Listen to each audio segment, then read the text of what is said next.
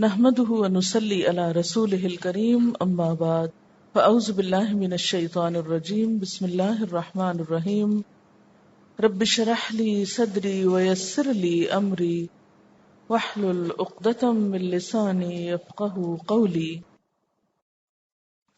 لا جرم، نہیں شک، کس بات میں؟ ان اللہ، کہ بے شک اللہ تعالی، یعلم، وہ جانتا ہے، ما یسرون، جو وہ چھپاتے ہیں یعنی اپنے دلوں میں، وما یعلنون، اور جو کچھ وہ ظاہر کرتے ہیں اپنے عمل سے، سب کچھ اللہ کے علم میں ہے. انہ لا یحب المستکبرین، بے شک وہ تکبر کرنے والوں کو پسند نہیں کرتا. ان کے بارے میں کیا آتا ہے کہ جس کے دل میں رائی کے دانے برابر بھی کبر ہو وہ جنت میں نہیں جا سکتا. کیوں؟ اس لیے کہ کبر تو صرف ایک ہی ذات کے لیے ہے، بڑائی تو صرف ایک ہی ذات کو زیبا ہے اور وہ اللہ کی ذات ہے. اور جب یہ اس کو اپنی طرف کھینچتے ہیں تو پھر اللہ کے انعام کے حقدار نہیں ہو سکتے. یہاں پر یہ کہا گیا نا کہ اللہ تعالیٰ کو تکبر پسند نہیں، تو بات یہ ہے کہ تکبر ہے ہی ایسی چیز جو کسی بھی سمجھ رکھنے والے کو پسند نہیں ہو سکتا. آپ میں سے کسی کو اچھا لگتا ہے جب کوئی آپ کی بات نہ سمجھنے کی کوشش کرے، نہ مانے، ہٹ دھرمی کا ثبوت دے؟ نہیں.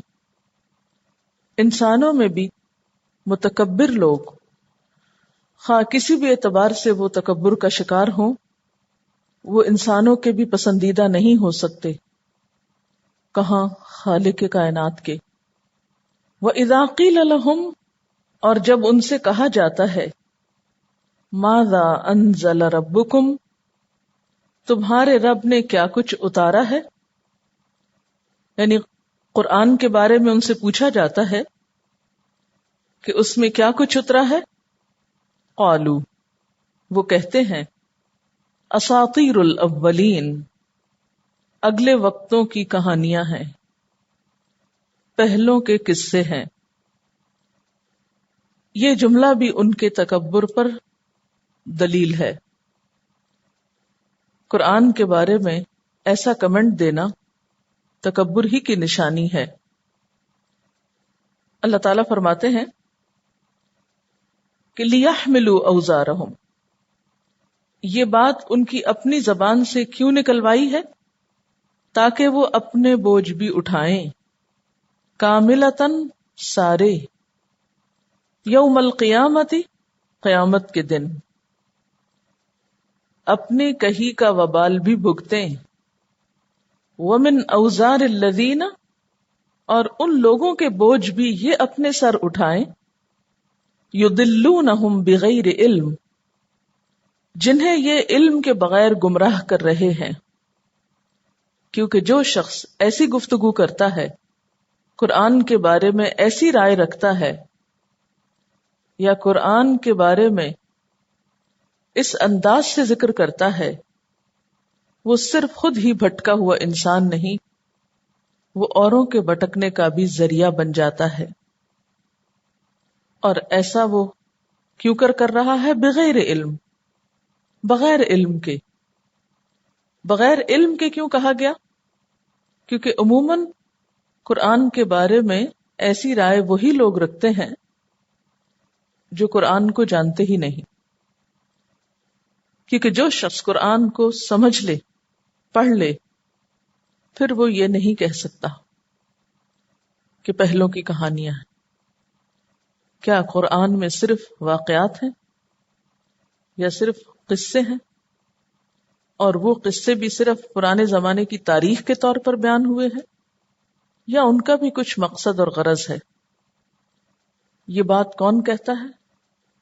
جو لا علم ہے. تو تکبر کے ساتھ جب جہالت بھی شامل ہو جائے تو وہ تکبر اور شدید ہو جاتا ہے. الا ساء ما یزرون، سنو کتنا برا ہے جو وہ بوجھ اٹھائے ہوئے ہیں، جو کچھ یہ کر رہے ہیں یہ تو بہت ہی برا ہے۔ اس بوجھ کو برا کیوں کہا گیا؟ کیونکہ یہ ان کے اپنے غلط عقائد اور خیالات کا، اعمال کا بھی بوجھ ہے، اور اپنے ساتھ دوسروں کو بھی اس رنگ میں رنگنے کا، اور بسا اوقات دوسروں کی گمراہی کا بوجھ اپنے بوجھ سے کہیں زیادہ ہو جاتا ہے۔ آپ جب ایک غلط کام کرتے ہیں تو ایک کرتے ہیں، لیکن اگر آپ کو دیکھ کر 10 کرتے ہیں تو گویا 10 لوگوں کا غلط کام آپ کے حصے میں آ گیا۔ روایات میں آتا ہے کہ آپ صلی اللہ علیہ وسلم نے جب مکہ میں نبوت کا دعویٰ کیا اور اس کی خبر آہستہ آہستہ عرب کے دوسرے قبائل میں پہنچی، تو وہ ملاقات کے وقت مکہ کے سرداروں سے پوچھتے کہ جس شخص نے یہ نبوت کا دعویٰ کیا ہے اس کے بارے میں تمہاری کیا رائے ہے، اور جو کچھ وہ بتاتا ہے اس کے بارے میں تمہارا کیا خیال ہے؟ اس کے جواب میں مکہ کے سردار ایسی بات کہہ دیتے کہ جس سے آپ صلی اللہ علیہ وسلم کی شخصیت اور آپ کے کلام کے بارے میں لوگ شک میں پڑ جاتے۔ اس طرح یہ لوگ دوسروں کو بھی اسلام کی طرف آنے سے روک دیتے تھے۔ اور آپ جانتے ہیں کہ کسی دوسرے کو غلط راستے پہ ڈالنا یا نیکی کے راستے سے روکنا ایک بہت شدید جرم ہے۔ حدیث میں آتا ہے جس نے لوگوں کو ہدایت کی طرف بلایا تو اس شخص کو ان تمام لوگوں کا اجر بھی ملے گا جو اس کی دعوت پر ہدایت کا راستہ اپنائیں گے، اور جس نے گمراہی کی طرف بلایا اس کو ان تمام لوگوں کے گناہوں کا بوجھ بھی اٹھانا پڑے گا جو اس کی دعوت پر گمراہ ہوئے۔ اسے ابو داؤد نے روایت کیا ہے۔ گویا نیکی کا راستہ دکھانے والا سب کی نیکی سمیٹ لیتا ہے، اور گمراہی کی طرف لے جانے والا سب کے گناہوں کا بوجھ بھی اٹھاتا ہے۔ مثلاً ایک شخص خیر کی بات بتاتا ہے، اگر لوگوں کو روکا جائے کہ اس کے پاس نہ جاؤ تو نتیجہ کیا ہوگا؟ لوگ اس خیر سے محروم رہیں گے، وہ نہ اپنے فرائض ادا کریں گے، نہ اپنی ذمہ داریوں کے بارے میں احساس کریں گے، نہ اپنی آخرت کا فکر کریں گے۔ اب ایسا شخص جو روکنے کا سبب بنا وہ اپنے اوپر کتنا بڑا وبال لے رہا ہے۔ دیکھنے کو یہ ایک معمولی بات ہے، لیکن حقیقت میں اس کے نتائج دور رس ہیں۔ اور روکنے کا طریقہ صرف یہی نہیں ہوتا کہ انسان کسی کو زبان سے کہے کہ تم مت جاؤ فلاں کے پاس۔ کسی کے بارے میں سنی سنائی باتوں کو مشہور کرنا، غلط بیانی کرنا، اور اسی طرح کے کمنٹ دینا کہ کسی کی ساری خوبی کو ایک طرف رکھ کر اس کی کسی ایک بات کو شوشہ بنا لینا اور اس کو بالکل ایک الٹے انداز سے پیش کرنا۔ اب آپ جانتے ہیں کہ قرآن میں کتنی تاثیر ہے، اور واقعات بھی جو بیان ہوئے وہ واقعات کے طور پر نہیں ہوئے، وہ سبق کے لیے ہوئے۔ اس سارے امیج کو کس طرح یہ ڈسٹارٹ کرتے تھے کہ وَإِذَا قِيلَ لَهُمْ مَاذَا أَنزَلَ رَبُّكُمْ قَالُوا أَسَاطِيرُ الْأَوَّلِينَ، حقارت کے ساتھ کہہ دینا کہ پہلوں کی کہانی ہے، کچھ نئی بات نہیں، یہ سب سنی ہوئی باتیں ہیں۔ تو اللہ تعالیٰ فرماتے ہیں کہ بغیر علم کے یہ لوگوں کو بھٹکا رہے ہیں، انہوں نے دیکھا ہی نہیں، پڑھا ہی نہیں، سمجھا ہی نہیں اس کتاب کو، اور اس کے بارے میں یہ سب کچھ کہہ رہے ہیں۔ انہیں کہنے دو، یہ اپنے اس عمل کا بوجھ بھی اٹھائیں گے، اور جو لوگ ان کی وجہ سے بھٹک رہے ہیں ان کے گناہوں کا بوجھ بھی اٹھائیں گے، اور کل ان کو پتا چلے گا کہ انہوں نے کتنا برا بوجھ اپنے اوپر اٹھایا ہوا ہے۔ قَدْ مَكَرَ الَّذِينَ مِن قَبْلِهِمْ، ان سے پہلے کے لوگوں نے بھی چالیں چلی تھی، یعنی دین کے خلاف ایسی چالیں کوئی نئی نہیں ہیں۔ جب بھی انبیاء علیہم السلام دنیا میں آئے ان کے ساتھ انکار کرنے والوں نے ایسا ہی معاملہ کیا، تو ان کی طرف اشارہ ہے کہ ان سے پہلے کے لوگوں نے بھی ایسی ہی چالیں چلی، مثلا نمرود، فرعون اور باقی انبیاء کے مخالفین۔ تو نتیجہ کیا ہوا ان کی سازشوں کا اور ان کے جال بننے کا؟ فَأَتَى اللَّهُ بُنْيَانَهُمْ، تو آیا ان کے پاس اللہ ان کی عمارت کو، من القواعد، بنیادوں سے، یعنی ان کے مکر و فریب کی عمارت بنیادوں سے ڈھا دی. فخر علیہم السقف من فوقہم، تو گر پڑی ان پہ چھت ان کے اوپر سے، یعنی ان کی چالیں انہی کو لے ڈوبی. وَأَتَاهُمُ الْعَذَابُ، اور آیا ان کے پاس عذاب، من حیث لا یشعرون، جہاں سے وہ سوچ بھی نہیں سکتے تھے، جہاں سے ان کو خیال بھی نہ تھا، جہاں کا انہوں نے سوچا بھی نہ تھا. اور یہ تو دنیا کا عذاب تھا. ثم یوم القیامت یخزیہم، پھر قیامت کے دن بھی وہ ان کو رسوا کرے گا. وَيَقُولُ، اور کہے گا، أَيْنَ شُرَكَائِي، کہاں ہیں میرے شریک، الَّذِينَ كُنْتُمْ تُشَاقُّونَ فِيهِمْ، وہ جو تم ضد کرتے تھے ان کے معاملے میں.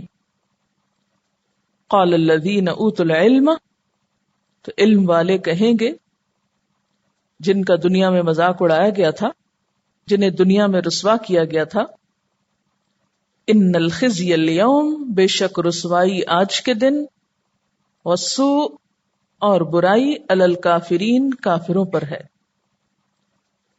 بات یہ ہے کہ کچھ لوگ جھوٹی بنیادوں پر بڑائی کا مقام حاصل کرتے ہیں. ان کی اپنی کوئی فوٹنگ نہیں ہوتی، ان کے اپنی کوئی بنیاد نہیں ہوتی، ان کے پاس ایمان نہیں ہوتا، کردار نہیں ہوتا، جو عموماً دین کے معاملے میں انسان کا مددگار ہوتا ہے. پھر وہی آیت یاد رکھیے، افمن اسس بنیانہ علی تقوی من اللہ ورضوان خیر ام من اسس بنیانہ علی شفا جرف نہار فانہار بہ فی نار جہنم واللہ لا یہدی القوم الظالمین. کیا وہ شخص بہتر ہے جس نے اپنی عمارت کی بنیاد اللہ کے خوف اور اس کی رضا پر رکھی ہو، یا وہ شخص بہتر ہے جس نے اپنی عمارت کی بنیاد ایک کھوکھلے گڑھے کے کنارے پر رکھی ہو، جو اس کو بھی لے کر جہنم کی آگ میں جا گرے؟ ایسے ظالم لوگوں کو اللہ کبھی سیدھی راہ نہیں دکھاتا. تو کچھ لوگ ایسے ہوتے ہیں کہ جو کسی اٹھی ہوئی کھائی کے اوپر اپنی عمارت بنانا چاہتے ہیں، جبکہ اس کے نیچے کوئی بنیاد نہیں ہوتی. آپ دیکھیے کہ اگر کوئی شخص ایک درخت کہیں اور سے کاٹ کے لا کے اپنے صحن میں لگا دے، کیا وہ وہاں جڑ پکڑے گا؟ نہیں.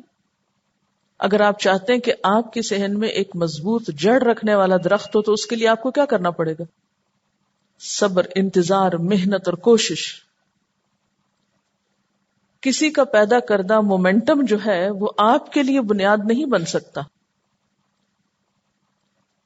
ہمارے معاشرے میں بھی بعض اوقات ایسا ہوتا ہے کہ باپ بہت اچھا بزنس مین ہے، مثلا اس نے اسکریچ سے شروع کیا، بہت محنت کی، پوری اس عمارت کو محنت اور کوشش سے اٹھایا. اس کے بعد وہ بنا بنایا بزنس بیٹے کے ہاتھ میں آیا، اس کو کوئی تجربہ نہیں تھا. نتیجہ کیا ہوا کہ وہی ترقی کرتا ہوا بزنس جو ہے وہ چند ہی دنوں میں زوال کا شکار ہو گیا. وجہ کیا ہوئی؟ ایک کی ترقی کی ایک مضبوط بنیاد تھی، محنت تھی، کوشش تھی، تجربہ تھا، سالوں کی محنت تھی. اور دوسرے نے یہ ترقی کس بنا پر حاصل کی تھی؟ کسی اور کی محنت پر. اس کے نیچے کوئی بنیاد نہ تھی، اس کے اپنے تجربے، علم اور محنت اور کوشش کی. نتیجہ کیا ہوا کہ وہ اس کو سنبھالنے کے لائق نہ ہوا. اسی طرح دوسرے معاملات میں، مثلا اگر آپ کے والد ایک بہت بڑے عالم ہیں تو یہ نہیں ہو سکتا کہ آپ محض ان کا نام استعمال کر کے وہی مقام حاصل کر لیں، جب تک کہ آپ کی اپنی وہ بنیاد نہ ہو. آپ خواہ کسی کے گھر میں پیدا ہو جائیں یا کسی کے شاگرد ہوں یا کسی سے کسی بھی طرح کا ایسا تعلق ہو کسی بڑے انسان سے، تو ضروری نہیں کہ اس ساری عمارت پر آپ سروائیو کر سکے. تو جب تک کسی کام کے نیچے مضبوط بنیاد نہیں ہوتی وہ کام چل نہیں سکتا، وہ عمارت کھڑی نہیں ہو سکتی. یہ فطرت کا ایک اصول ہے.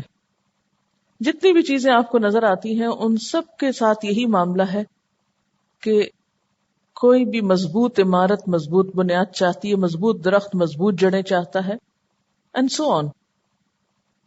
اب یہاں پر معاملہ کیا ہے کہ کچھ لوگ جو آپ صلی اللہ علیہ وسلم کی مخالفت کر رہے تھے، وہ شرک کو پروموٹ کر رہے تھے یا شرک کے علم بردار تھے. اس کے برعکس آپ صلی اللہ علیہ وسلم توحید کے علم بردار تھے. شرک بنیادیں نہیں رکھتا. ان لوگوں کو جو سرداری اور بڑائی حاصل تھی یہ جھوٹی بنیادوں پر تھی، یہ حقیقی بڑائی نہ تھی. ایسے لوگ جن کی بڑائی کی بنیادیں صرف دنیاوی مفادات پر ہوں، ان کو دین کی تبلیغ اور کوئی بھی نیا پیغام دین کے ریفرنس سے قابل قبول نہیں ہوتا. وہ اس کو اپنی مخالفت میں لیتے ہیں.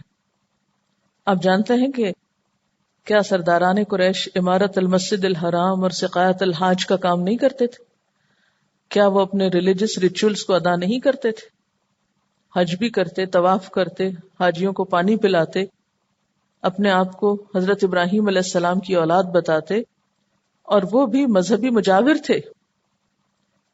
پورے عرب میں اہل مکہ کی حیثیت کیا تھی معلوم ہے آپ کو؟ ہم تو ان کو کافر مشرک سمجھتے ہیں نا، تو ایک دم لیٹ ڈاؤن کر دیتے ہیں کہ وہ تو بڑے بے دین لوگ تھے. نہیں، اپنے دور کے وہ پورے عرب کے مقابلے میں سب سے زیادہ دیندار لوگ تھے، کیونکہ وہ اللہ کے گھر کے خادم تھے. انہیں ایک بڑائی کا مقام حاصل تھا. اسی لیے ہم دیکھتے ہیں کہ وہ اپنے آپ کو، وہ تکبر کے پیچھے باتیں ہو چکی ہیں نا، وہ اپنے آپ کو بڑی چیز سمجھتے تھے. لیکن جب حضور صلی اللہ علیہ وسلم دین کا پیغام لے کر آئے اور آپ نے لوگوں کو صرف ظاہر نہیں اندر سے جھنجھوڑا، شرک کو اکھاڑنا چاہا، تو ان لوگوں نے آپ کی مخالفت شروع کر دی. کیوں؟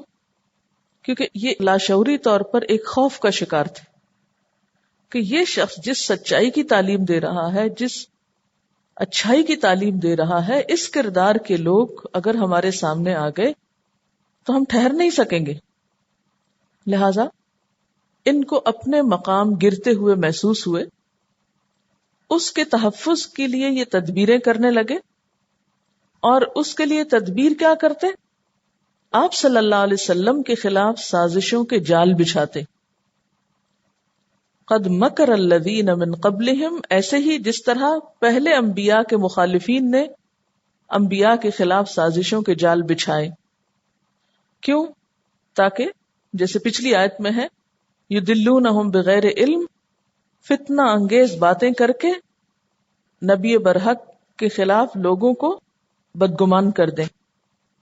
لیکن ہمیشہ ہم نے دیکھا کہ ایسی تدبیریں کامیاب نہ ہوئیں، کیونکہ مخالفین جن بنیادوں پہ کھڑے تھے وہ بنیادیں مضبوط نہ تھیں. کیونکہ اللہ تعالی کی طرف دعوت اور اللہ کے دین کی طرف لوگوں کو بلانا یہ مضبوط بنیادوں کا تقاضا کرتا ہے، جس میں اللہ کے سوا کسی کا خوف نہ ہو، جس میں صرف اللہ سے محبت ہو، جس میں ہر طرح کے شرک کی نفی ہو. اسی کی طرف اشارہ ہے کہ اللہ تعالی نے پھر ان کا کیا کیا؟ جعلنا عالیہا سافلہا، ان کے اوپر والے حصے کو نیچے اور نیچے کو اوپر کر دیا، یعنی تل پٹ کر کے رکھ دیا. فخر علیہم السقف من فوقہم، چھتیں ان کے اپنے اوپر آ گریں. یعنی انبیاء علیہم السلام کے مخالفین ہر دور میں مات کھاتے رہے، نقصان اٹھاتے رہے. ساری اقوام جن کا ذکر آپ پیچھے بارہا پڑھ چکے ہیں، ان کے واقعات آپ کے سامنے ہیں. اور کبھی کبھی تو واقعی ان پر زلزلے بھی آئے جس سے حقیقی معنوں میں چھتیں ان کے اوپر آ گری. وَأَتَاهُمُ الْعَذَابُ مِنْ حَيْثُ لَا يَشْعُرُونَ. یہ ساری قومیں بے حد ترقی یافتہ تھیں، بڑے مضبوط لوگ تھے، اور وہ ہمیشہ یہ سمجھتے تھے کہ ہمارا کوئی کچھ نہیں بگاڑ سکتا، ہم بہت مضبوط لوگ ہیں. لیکن ان میں سے ہر ایک پر عذاب مختلف نوعیت کا آیا. وہ نہیں رپیٹ ہوا جو پہلی قوم کو عذاب آیا تھا. مثلا قوم نوح کو جو عذاب آیا وہ عاد کو نہیں آیا، جو عاد پہ آیا وہ سمود کو نہیں آیا، جو سمود کو آیا وہ قوم لوط پہ نہیں، جو قوم لوط پہ آیا وہ قوم فرعون پہ نہیں. ہر ایک پر آنے والے عذاب کی شکل مختلف تھی، کیونکہ عموماً انسان کس سے سبق لیتا ہے؟ پچھلی کسی قوم کے نقصان سے، تو اس کا بچاؤ کرتا رہتا ہے. لیکن جب اللہ تعالیٰ کی طرف سے عذاب آتا ہے تو اللہ کی تدبیر سخت ہے، ایسی جگہ سے آ جاتا ہے کہ انسان سوچ ہی نہیں سکتا کہ ترقی کے ان میناروں کو بھی کبھی کوئی نقصان پہنچے گا. فخر علیہم السقف من فوقہم، کوئی سوچ ہی نہیں سکتا کہ پھر بلند ترین ٹاورز بھی کبھی گریں گے. وَأَتَاهُمُ الْعَذَابُ مِنْ حَيْثُ لَا يَشْعُرُونَ، اور ان پر عذاب ایسی جگہ سے آیا کہ جس کا خیال بھی نہیں تھا ان کو، کبھی سوچ ہی نہیں سکتے تھے. ہر دور کے فرعونوں کا یہی انجام ہوتا ہے، وہ تکبر میں بھول جاتے ہیں کہ ہم سے بڑا بھی کوئی اور ہے، اور وہ دنیا کو ظلم و ستم سے بھر دیتے ہیں. لیکن جب ان کی اپنی شامت آتی ہے تو ادھر سے آتی ہے کہ جس کی وہ تدبیر بھی نہیں کر پاتے، بچاؤ کی کوئی صورت بھی نہیں ہوتی. اچھا، یہ جو ہے نا ان کی بنیادیں جاہلی، بنیادیں ہل گئی ان کی، یہ بڑا گہرا معنی رکھتا ہے اپنے اندر، بنیادوں کا ہلنا. بنیادیں یعنی پوری قوم کی بنیادیں، یا معیشت کی بنیادیں، یا امن کی بنیادیں، کئی قسم کی بنیادیں مراد ہو سکتی ہیں. لیکن کسی بھی قوم کی اصل بنیاد کون ہوتے ہیں؟ اس کے افراد، اس کے لوگ، انسان. اور جب کسی قوم کے افراد ہی اس کے خلاف ہو جائیں، جب وہ ہی اپنے لیڈر کے خلاف پروٹیسٹ کرنے لگیں، تو اس سے زیادہ بنیادوں کا ہلنا کچھ اور نہیں ہو سکتا. نبی صلی اللہ علیہ وسلم کے زمانے میں جو آپ کے مخالفین کی بنیادیں ہلی، وہ کیا ہوا؟ ابو جہل اور یہ بڑے بڑے سرداران قریش، ان سب کے بچے مسلمان ہو گئے. یعنی جتنے بڑے بڑے آپ صلی اللہ علیہ وسلم کے دشمن تھے، ان سب کی اولادیں کس کے ساتھ جا ملی؟ آپ کے ساتھ. اور انہی کی نسلیں، انہی کے رشتہ دار، انہی کی اولادیں ایک وقت ایسا آیا کہ وہ اسلام کی فوج میں شامل ہو کر پوری دنیا پہ چھا گئیں. فَأَتَى اللَّهُ بُنْيَانَهُمْ، کیونکہ اپنی اولاد اور اپنی آئندہ نسلوں کو انسان اپنا سب سے بڑا سرمایہ سمجھتا ہے. آپ اپنی زندگی میں سب سے بڑا سرمایہ کیا سمجھتے ہیں؟ اپنے گھروں کو، اپنے مالوں کو، اپنی ڈگریوں کو؟ نہیں، بچوں کو. بچے سب سے بڑا سرمایہ ہوتے ہیں، وہ آپ کی سب سے قیمتی دولت ہوتے ہیں. تو اگر بچے ہی آپ کا راستہ چھوڑ جائیں، آپ کے بچے اور آپ کی آنے والی جنریشن آپ کے راستے سے ہٹ جائیں، تو یہ سب سے بڑی ناکامی ہوتی ہے کسی بھی قوم کی. کسی بھی قوم کی ترقی اس کی یوتھ کے ٹرینڈز پر ہوتی ہے. یوتھ کیا سوچ رہی، کیونکہ وہ مستقبل ہے. فَأَتَى اللَّهُ بُنْيَانَهُمْ، ان کے نوجوان مسلمان ہو گئے تھے. من القواعد، ان کی بنیادیں ہل گئیں. فخر علیہم السقف، جس کام کے لیے انہوں نے زندگی بھر محنت کی وہ سب ڈوب گیا. چھتیں نیچے آ پڑی. چھتوں کا گرنا دراصل کسی بھی مشن کی ناکامی کا سمبل ہے. کسی بھی بستی کی چھتیں گر گئیں تو تصور میں آپ لا سکتے ہیں کہ کیسا ویرانہ ہو سکتا ہے نا. وَأَتَاهُمُ الْعَذَابُ، اور یہ عذاب کی کون سی قسم تھی؟ کہ جس مشن کی وہ مخالفت کر رہے تھے، جس چیز کے ساتھ وہ دشمنی کر رہے تھے، ان کے مال اور ان کی اولادیں اسی کے سپورٹرز بن گئے. من حیث لا یشعرون، جس کا وہ سوچ بھی نہیں سکتے تھے، ان کو احساس بھی نہیں تھا کہ یہ بھی ہو جائے گا. ثم یوم القیامت یخزیہم، پھر قیامت کے دن وہ ان کو رسوا کرے گا. یہ دنیا کی ذلت اور دنیا کی شرمندگی تو الگ رہی. آپ دیکھیے کہ عام حالات میں بھی ہم سب سے زیادہ شرمندہ کب ہوتے ہیں؟ بچوں کے غلط کاموں سے. نہیں، مثلاً آپ کے گھر میں اگر اچھا فرنیچر نہیں یا اور چیزیں اچھی نہیں تو آپ کو تھوڑی بہت فیلنگ ہوگی، لیکن اتنی رسوائی کی بات نہیں ہوتی جتنی اگر آپ کا بچہ غلط کام کر کے آپ کے لیے ذلت اور رسوائی کا سبب بنتا ہے. اولاد کا دکھ اور اولاد کا غم سب سے بڑا غم ہوتا ہے. تو دنیا میں عذاب بھی تھا اور عذاب میں یہ رسوائی بھی. جیسے ابو لہب کے بارے میں کیا کہا قرآن نے؟ تبت یدا ابی لہب وتب ما اغنا عنہ مالہ وما کسب. یہ ما کسب میں اس کی اولاد مراد ہے کہ وہ کام نہ آئے. انسان سب کچھ جو کماتا ہے وہ کس کے لیے؟ اولاد کے لیے. اور اولاد ہی وہ سارا کمایا ہوا کسی اور کام میں لگا دے اور اس کام میں لگا دے جس سے آپ کو دشمنی تھی. تو آپ سوچ سکتے ہیں کہ کتنی ذلت اور رسوائی کی بات ہو سکتی ہے یہ. ثم یوم القیامت یخزیہم، پھر بڑی رسوائی قیامت کے دن ہے. وَيَقُولُ، اور وہ کہے گا، اَيْنَ شُرَكَائِي، کہاں ہے میرے شریک. شریکوں سے مراد بت بھی ہیں. شریکوں سے مراد وہ ساری چیزیں ہیں جو رکاوٹ بنی ہوئی تھی اللہ کے راستے کی طرف جانے کے لیے. الذی کنتم تشاقون فیہم، تشاقون کا لفظ شق سے ہے جس کا مطلب ہوتا ہے پھٹنا. شقاق مخالفت، عداوت، جھگڑنا، ضد کرنا. یعنی جن کے لیے تم اہل حق سے جھگڑے کرتے تھے، ضد رکھتے تھے، عداوت رکھتے تھے، وہ سب کہاں گئے. خواہ وہ بت نائلہ اور اساف تھے یا ان کے نفس کے بت تھے.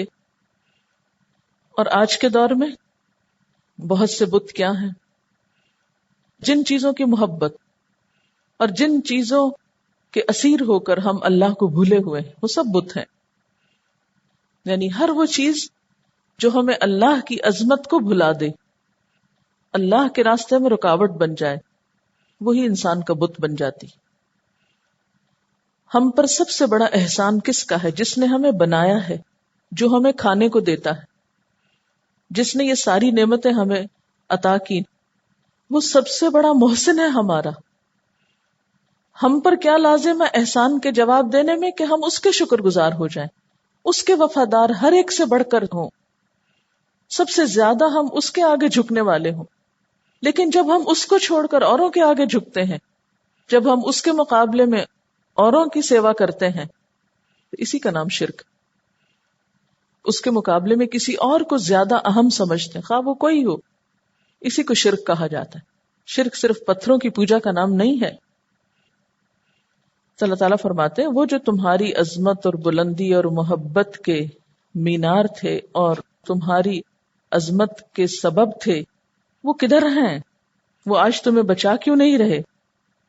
قال الذین اوتوا العلم، اس وقت اہل علم بولیں گے قیامت کے دن، ان الخزی اليوم والسوء علی الکافرین، کہ رسوائی اور ذلت آج کافروں کے لیے ہے.